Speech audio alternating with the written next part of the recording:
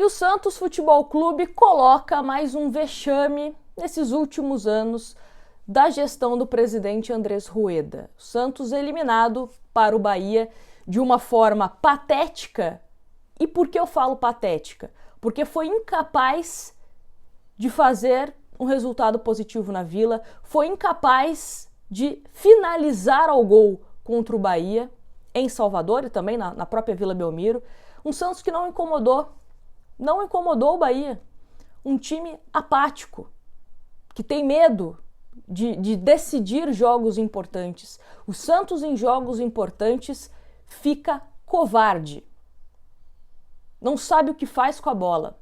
Um Santos que tem limitações no seu elenco, um Santos que o técnico precisa rever alguns pensamentos, algumas convicções, uma gestão que precisa acordar para a vida e entender que esse elenco precisa ser reforçado no sentido literal da palavra, e não é reforçar com 1, 2, é se reforçar bem, em quantidade e qualidade. Não é só contratar por contratar, tem que se reforçar em quantidade e qualidade. E aí, separei aqui, me dei ao trabalho, de reviver esses momentos, os últimos vexames do Santos em campeonatos de mata-mata. Começando por Campeonato Paulista. 3 eliminações na primeira fase, O Santos conseguiu a proeza em 3 anos seguidos não ir para o mata-mata do Campeonato Paulista. Já falei isso em outro vídeo e repito aqui. Nunca, antes dessa gestão, eu chegava no Campeonato Paulista com medo de cair ou com medo de não ir para mata-mata. Nunca. Para mim era uma coisa natural. Campeonato Paulista, o Santos vai jogar com quem? Na semi, na final, nas quartas. Era uma coisa que já era natural. Era óbvio que o Santos vai estar no mata-mata. Nunca passou isso na minha cabeça que o Santos não seria classificado para a fase de mata-mata. O Santos conseguiu essa proeza por 3 anos. E ainda brigando para não cair, também no Campeonato Paulista. 2 eliminações nas oitavas de final da Copa do Brasil. Contra o Corinthians no ano passado, tomando 4-0 do Corinthians lá em Itaquera. E agora 2023 para o Bahia. Uma eliminação nas quartas da Copa do Brasil. Perdeu para o Atlético Paranaense em 2021. Eliminação na fase de grupos da Libertadores, 2021 também. Eliminação nas quartas da Sula contra o Libertad, 2021. Eliminação nas oitavas da Sula contra o Táchira, do ano passado, Disputa por pênaltis na Vila Belmiro, que o Santos não conseguiu passar. E o que eu quero falar aqui para vocês é, a gente tem muito mais o que chorar e lamentar do que comemorar nesses últimos anos.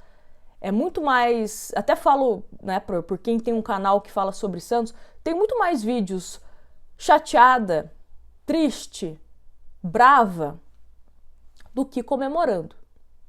Muito mais. E a gente está normalizando isso. A gente está normalizando comemorar que o Santos não caiu no Campeonato Paulista, comemorar que o Santos não caiu no Campeonato Brasileiro. Isso não condiz com a história do Santos Futebol Clube. Esse não é o Santos Futebol Clube que a gente conhece. Não representa a história desse clube, mundialmente conhecido. Mesmo que algumas pessoas, estão fazendo força para que isso seja uma realidade. Mas a gente tem que lutar para que isso não seja essa realidade do Santos. Precisa mudar a mentalidade do Santos. Dá o exemplo do jogo do Corinthians. Era um jogo, Corinthians e Atlético Mineiro, que muitos acreditavam que o Atlético já estava classificado. Pelo menos vontade os jogadores demonstraram. Honraram a camisa. Jogadores do Santos, não sei que realidade que vivem. Porque em jogo que precisa vencer, somem. Não tem um jogador para bater no peito, assumir responsabilidade e falar, vou resolver esse jogo. Não tem, Outra coisa, o Santos tem um elenco. Qual que é o grande campeão desse elenco? O Vladimir, que ganhou os títulos, a maior parte, como goleiro reserva. O Lucas Lima, que um título que ele decidiu foi jogando no Santos, né? Que ele fez aquele gol em cima do Palmeiras de pênalti. E os outros títulos que ele ganhou, ele não foi o destaque, vamos colocar assim. É Lucas Lima e Vladimir, os maiores campeões desse elenco. A gente tem alguma figura que a gente olha no elenco do Santos e o jogador se inspira, fala, pô, esse cara aí tem história. Não tem. Não tem. É um elenco que não está acostumado a grandes conquistas. Está acostumado a grandes vexames. Isso, se a gente olha nos últimos anos, como eu acabei de falar aqui, esse retrospecto, a gente vê que é isso, né? A gente vê que é isso. Outra coisa, mentalidade que precisa mudar. Qual que é o modus operandi da atual diretoria do Santos? Vamos renovar com jogador ou vamos contratar jogador que é gente boa, que é barato, que é da resenha, que é engraçado. É esse o critério do Santos. Não é o critério se ele pode ajudar, se vai se encaixar as características do time. Não. Quanto mais barato, melhor. E se for gente boa também, legal. Legal, pô. Né? Legal. Bom, outra coisa. A gente fala muito de contratação, né, de jogador. Tem que contratar para posição tal, para posição Y, mas não é só contratar. O Santos também tem que fazer uma limpa no seu elenco. Limpa. Jogador que não agrega em nada. A gente só lembra da existência do jogador quando precisa entrar, né? Porque, sei lá, alguém se machucou, alguém tá suspenso, fala, putz, o cara vai entrar. Aí a gente lembra do jogador, que é aquela sina do futebol, né? Você tem jogador ruim, o jogador ruim vai entrar no momento importante. Num jogo decisivo, num clássico, vai entrar no momento importante. Nunca vai entrar quando você tá ganhando de 10-0, o jogador ruim. Então você tem que fazer uma limpa. Não tem que, pô, mas ele é gente boa. Não é. Jogador de futebol tem que ter qualidade. Óbvio que você não vai contratar um cara, né, mau caráter pro seu time. O cara tem que, né, tem que ser bom, mas também pode ser gente, aliás, pode ser gente boa, mas tem que ter qualidade técnica. O Santos não faz isso. O Santos não faz isso. Ah, Nájila, mas para fazer limpa, para mandar jogador embora, coisa e tal, não tem dinheiro. Eu sei que é caro, né? Tem questão de multa. Se você mandar o jogador embora, você tem que pagar o que tem ainda de salário. Mas, assim, a primeira oportunidade que você tem para vender algum jogador, vende. O contrato está terminando, não renova. Não renova. Renovou com o Camacho. Tinha necessidade de renovar com o Camacho, sendo que o Santos não tinha nem coordenador, não tinha o Falcão, não tinha o Odair, não tinha técnico. Por que renovou com o Camacho? Quem que falou? Renova com o Camacho. O Camacho fez por merecer. Foi porque ele não pediu aumento para renovar? Porque ele é gente boa? Não pode ser o argumento, sabe? Não pode ser esse o argumento. O Santos contrata. Como que o Santos contratou? Mezenga, Inocêncio e Lua Dias. Porque o presidente do Santos conversou com o presidente do Água Santa, né? Fizeram uma troca de favores ali, que jogaram na Vila de Graça e coisa e tal. E aí, o Água Santa não tem calendário, falou, vai lá então jogar no Santos. Foi assim. Não tem processo nesse time. Não tem processo. Tratam o Santos Futebol Clube como se fosse um clube de bairro. O clube que aí da sua rua, que você se reúne pelo WhatsApp. Ah, eu jogo no gol, eu sou zagueiro, eu sou atacante. Parece que é assim o Santos. Não tem processos. Não é um clube que parece que é profissional. E foi uma gestão que falou tanto de profissionalismo, de processos e não sei o quê. Tem cobrança nesse time? Tem cobrança nesse time? Paulo Roberto Falcão ontem, depois da eliminação do Santos, finalmente apareceu, né, para falar com a imprensa, que também o Falcão, o Rueda, só aparece quando convém. Ao invés de cobrar os jogadores, porque a gente entende que eles trabalham, a gente tem que dar apoio. Até quando? vai ficar passando pano? Até quando vai ficar passando pano? Espero que contra o Internacional, que já é o próximo jogo, tenha uma mudança de postura. E para também de ficar com essa ladainha que já encheu o saco de não temos tempo para treinar. Porque isso, juro para vocês, cada vez que eu abro a entrevista coletiva do Odair Hellmann, ele me vem com essa desculpa de que o Santos não tem tempo para treinar, eu perco, sei lá, vários dias de vida.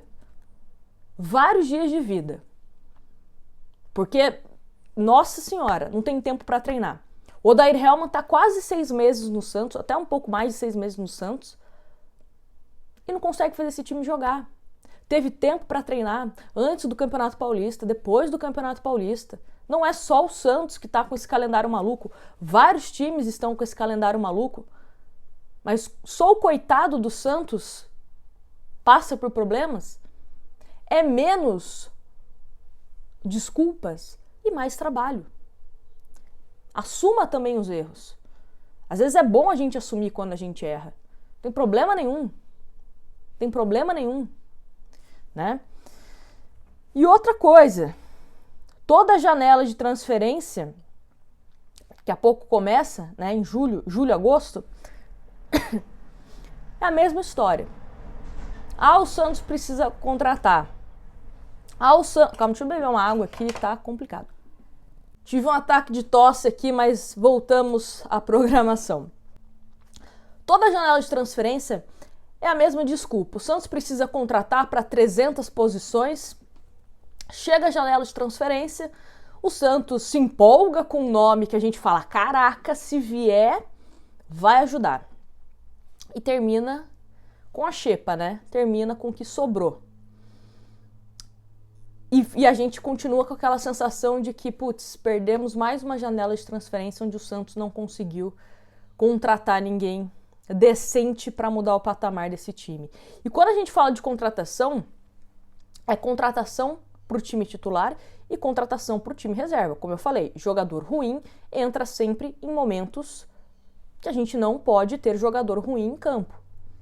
Momentos decisivos, momentos importantes. Teve até um comentário de uma pessoa, uma das lives, né, que eu faço, que falou assim, Nájila, você tem que parar de ficar falando que o Santos tem que contratar jogador para ser reserva, tem que contratar para ser titular. Não, o Santos precisa de jogador para tudo. Para reserva, titular, terceiro reserva, quarto, porque não tem. E fica nesse ciclo vicioso de não contrata e vamos rezar para que apareça algum moleque da base e resolva. Tem jogo que o moleque da base vai resolver, tem jogo que o moleque da base não vai resolver. E aí? Falei lá na live e repito. O Patati bateu o pênalti contra o Bahia. Inclusive, foi o pênalti mais bem batido do Santos, na minha opinião. Imagina se o Patati perde aquele pênalti. Imagina se o Patati perde aquele pênalti. Não é o Camacho, não é o Mezenga. Imagina. Tem necessidade de você expor o menino daquele jeito? E por que bateu o Patati? Porque não tem outro para bater. Não tem outro. Se não fosse o Patati, seria o Ângelo, que é outro jogador que a torcida pega no pé. Não tem jogador experiente, não tem jogador com casca nesse time.